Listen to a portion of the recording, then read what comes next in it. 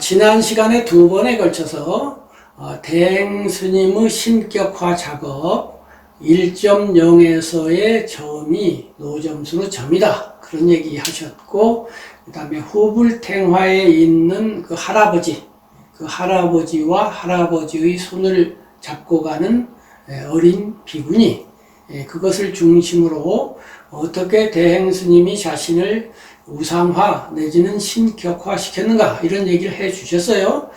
그래서 이제 그 할아버지 이야기인데, 할아버지가 아빠라고 그러셨잖아요. 그렇다면은 그 아빠가 대행스님에게 언제, 어느 때에 어떻게 다가와서 어떻게 자리 잡게 되었는지, 그 이야기를 아시는 대로 한번 풀어서 말씀을 해 주십시오. 오늘날 한마음선언의 그 수행 종지죠. 네. 또 대행 사상의 핵심이라고 할 수 있는 그 이름이 주인공입니다. 그렇죠. 그 주인공이라고 하는 것은 그동안 선가 전통에서 사용했던 명칭이고요. 네. 경전에 나오는 일체중생 시류불상했을 때 모든 중생에게 불성이 다 갖추어져 있다고 했을 때 그 불성을 다르게 사용하는 용어 아니겠습니까? 한마음선언에서 그렇게 해석을 하고 있죠. 예, 해석하고 있죠. 그러나 동일한 용어를 사용한다고 그래서 동일한 의미를 가지고 있는 건 아니지 않습니까? 한마음 선언에서 사용하고 있는 주인공은 경전에 나온 부처님께서 설하신 불성이나 과거 선사들이 사용했던 주인공하고는 이름은 똑같아도 그 성질은 천지현격입니다. 그리고 제가 아는 한 선사들 중에도 주인공이라는 단어를 쓴 사례는 극히 한둘에 지나지 아니하고 대부분의 선사들은 그 용어 쓰지 않았지 않습니까?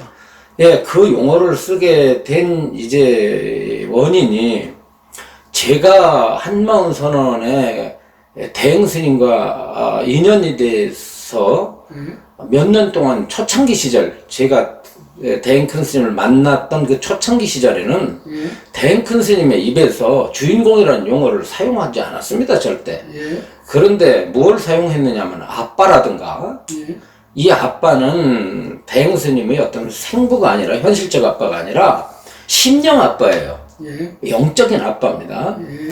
그 영적인 어떤 절대자가 있다고 대행 스님은 큰 스님은 믿었고 또 그 절대자 말하자면 아빠의 조정을 받게 됩니다. 나중에 아빠의 가르침을 받게 되고 아빠가 먹으라면 먹고 입으라면 입고 자라면 자고 죽으라면 죽고 그래서 대행 큰 스님이 흔히 말하듯이 죽어야 나를 보리라 했을 때 그 나는 아빠였던 거예요. 심령 아빠. 그게 앞으로 뭐 아주 자세하게 제가 이 문제를 거론하겠습니다만 그 심령 아빠가 이제 어떤 용어로 바뀌게 되느냐면 심주라고 하는 용어로 바뀌게 되죠. 아빠에서 심주로 바뀌게 되고 그 심주가 주인공이라는 용어로 바뀌게 된 것은 그 당시에 그 대한불교 조계종 수선회라고 하는 단체가 있었습니다. 그 수선회라는 단체가 이제 그 참선을 위주로 공부하는 단체인데 거기에 그 회장님을 제가 형님처럼 가까이 지냈어요. 그분이 바로 정모라고 하는 그분인데 그 정모 법사입니다. 그 이제 성명이 이제 정상모고 이름이 본명이 덕천이에요. 그래서 그 덕천 법사를 제가 큰 스님께 소개를 해드렸습니다. 아마 김 선생님께서 대행 큰 스님의 일대기와 사상을 다룬 도라고 하는 책을 집필하게 된 인연도 그 정상모라고 하는 그 수선의 회장님의 그 안내로 해서 큰 스님을 만나게 되었고, 물론 정덕천 회장이면서 법사님도 저의 인연에서 만났기 때문에 우리 김 선생님이 도라는 그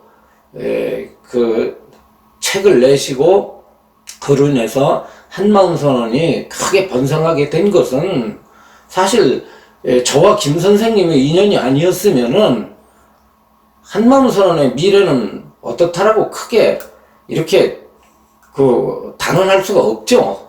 없는데 그때 정덕천 회장이 큰 스님이 자꾸 불교의 전통에서 쓰는 용어가 아니다 보니까 사이비 냄새가 나지 않습니까? 심주라는 말. 예, 비정통적이란 말이죠. 정통적이지를 않으니까 이제 이 원장님 그땐 큰 스님이 출가를 안 했으니까 원장님 심주라는 말보다는 주인공이라는 용어를 쓰시는 게 좋겠습니다 해서 주인공이라고 그 용어를 쓰게 됐어요.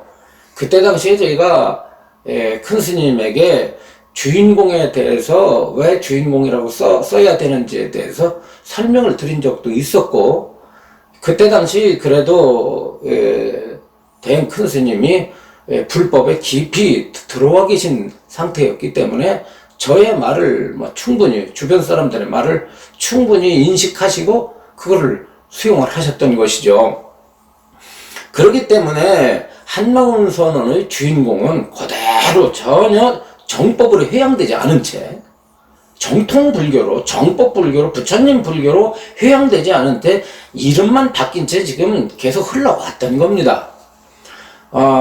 중요한 것은 과연 그럼 주인공 이전 심령 아빠라는 존재가 어떻게 생기게 되었느냐라고 하는 것이 이제 오늘 김 선생님하고 나누어야 될 대화의 주제 같습니다. 네, 거기에 대해서 한번 자세히 아시는 대로 설명을 해 주십시오. 댕 큰 스님의 어떤 일생을 기록한 씨앗을 뿌리며 및 제가 댕 큰 스님을 지근거리에서 모시면서 늘 들었던 여러 가지 어렸을 때의 정상을 제가 기억하는 바로는, 생생히 기억하죠. 기억하는 바로는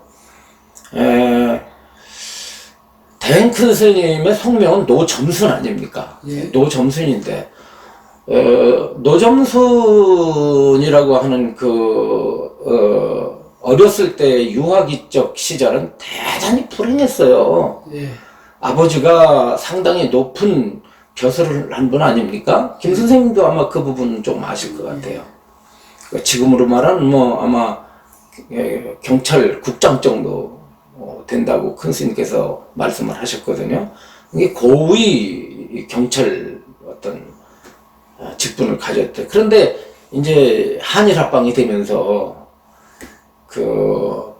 우리나라에 그동안 누리고 있었던 벼슬아치들을 전부 삭탈관직을 시키고 재산을 몰수하지 않습니까? 그러다 보니까 스님이 아버지와 가족들과 함께 산으로 들어가서 화전민이 되죠. 화전민이 돼서 오빠라든가 누구들은 다 뿔뿔이 흩어지고 가족들은 흩어지고 나중에 이제 어머니하고 아버지하고 세 식구가 사는데 굶기를 밥 먹다 됐던 거예요.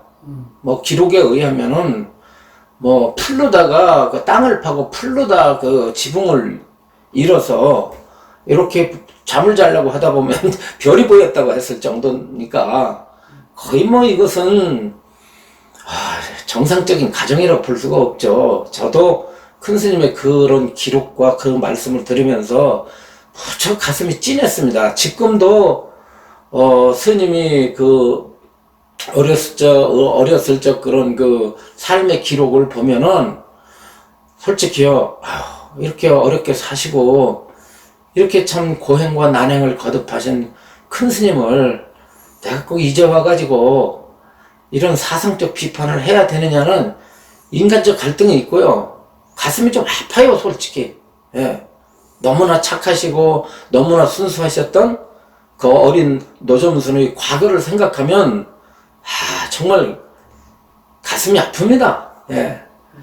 그런데 아무튼 그런 과정 속에서 아버지가 상당히 딸을 보호하고 딸을 사랑하고 가장으로서 비록 삭탈관직 당해가지고 비참한 어떤 생활고를 겪고 있지만은 그런 가운데서도 딸을 사랑해야 되는데 아빠 자체가 상부 자체가 타락을 한 거예요, 정신적으로. 그러니까 알코올 중독이 돼버리고 마을에 가가지고 어떻게 술 한잔 얻어 잡수시고 술이 취하면 돌아오셔서 딸을 갖다가 학대를 하는 겁니다. 잠을 못 자게 하고 밤중에 담배 사오라고 내쫓고 그래가지고 무슨 늑대 울음소리가 나고 그 귀신 나올지도 모르는 그 숲속을 헤쳐가지고 마을까지 내려가서 담배 심부름을 할 수도 없죠. 돈이 없으니까. 그러니까 밤을 새워가지고 쭈그리고 나무 밑에 앉아서 밤을 샜던 시절이 한둘이 아니다는 얘기예요. 예. 그러면서 대행 스님이 옆에 친구 하나 없습니다. 없으니까 어떻게 했어요? 너무 배가 고프니까 산 위에서 내려다 보니까 마을에 집들 있고 집 중에는 부잣집이 많아요. 거기서 상상을 하는데 그 상상이 신명 아빠를 불러들이는 계기가 됩니다. 그때 도깨비 감투. 도깨비 감투입니다. 그 도깨비 감투를 썼으면 좋겠다. 도깨비 감투가 만약 있다면 내가 그걸 쓰고 저런 집에 들어가서 쌀을 갖다가 우리 어머니도 먹이고 나도 배불리 먹고 아빠도 드리고 그리고 나처럼 배고픈 사람들에게 나눠주면 어떻겠는가를 해가지고 혼자 실실 웃어요. 상상 속에서. 그러나 현실에 돌아와 보면 그게 아니거든요. 그런 나중에까지 이 도깨비 감투가 뭐냐면 대행 스님의 소위 말하는 초기 화두예요. 그게 어떤 화두냐면 해결해야 될 화두. 내가 반드시 도깨비 감투가 있었으면 좋겠다. 도깨비 감투를 내가 어떻게 하든지 내가 얻고야 말겠다라고 하는 그런 인생의 과제로 삼는데 그게 20대 직전까지 계속됩니다. 만능자가 되고 싶은 거예요. 만능자가 되고 싶은 거예요. 이거를 독자들은 반드시 아셔야 됩니다. 자, 두 번째 문제는 외로움입니다. 배고픔과 외로움이죠. 기아와 고독이에요. 외롭다 보니까 어떻게 하느냐면 나무와 풀들을 하고 대화를 합니다. 대화를 하는데 그냥 대화를 하는 게 아니라 아빠라고 하는 이름을 붙이는데 그때 나이가 학교 다닐 나이지. 그러니까 8, 9살 때부터예요. 8, 9살 때부터 나무하고 풀하고 대화를 하는데 그냥 하지 않고 대행 큰 스님의 말씀에 의하면 거기다 아빠자를 붙였대요. 근데 왜 하필이면 아빠일까요? 엄마도 아니고. 왜 아빠냐면 정신분석학에서 5, 6세에는 남녀의 성이 분리되는 시기입니다. 내가 보니까 남자가 달릴 게 안 달렸고 남자들은 보니까 여자들에게 안 달린 걸 달렸거든요. 그때 그 성이 분리되는 시기에 남자와 여자를 인식하게 되는 시기가 고나이 때 됩니다. 5, 6세부터 시작이 되는데 그때는 남자건 여자아이건 어떤 심리 상태가 싹 트냐면 소위 남근 선망 심리가 싹 틉니다. 남근 선망 심리. 그러니까 힘 있는 자, 자기를 통솔하는 자, 자기의 길을 인도하는 자. 그래서 거기에서 결단력을 배우고 보호를 받고 그 다음에 나도 이 사회에 나가서 당당하게 일원으로서 살아야 될 어떤 에너지를 배우는 거예요. 그런데 대행 스님은 그것을 갖다가 박탈을 당합니다. 이것이 정신분석에서 박탈이라고 그래요. 박탈이라는 게 뭐냐면 그렇게 자신을 모델로 삼아야 될 아버지가 반대의 모습으로 나타나는 거죠. 반대의 모습으로 나타나니까 어떻게 되냐면 안에서 자기를 보호해주고 자기가 어떤 추앙해야 될, 선망해야 될 아버지 자체를 대행 큰 스님의 의식 속에서 만듭니다. 이것이 중요하죠. 네. 주인공이라고 하는 그 이름 이전에 심령 아빠는 바로 댕큰 스님이 받지 못한 현실의 생부의 아빠의 변형이며 내적 컴플렉스이며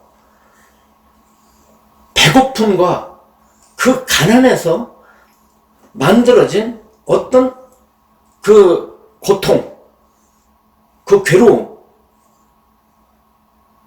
벗어나기 위해서 상상했던 도깨비 감투가 합쳐진 상상의 존재. 말하자면 심리학으로 말하면 망상이고요. 망상이에요. 망상이고 무속적으로 얘기하면 빙의입니다.